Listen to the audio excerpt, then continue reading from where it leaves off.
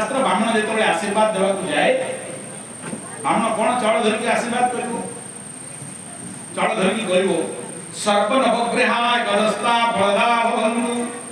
ब्राह्मण कहिवो ग्रह जे जोडी बसी बसु तू मते दान दक्षिणा दे मु तो दक्षिणा पॉकेट रे पुरैली आ मु कोन कहूची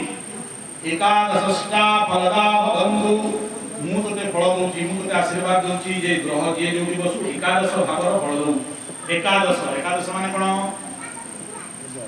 एकादश माने जातक रे सर्व इच्छा सिद्धि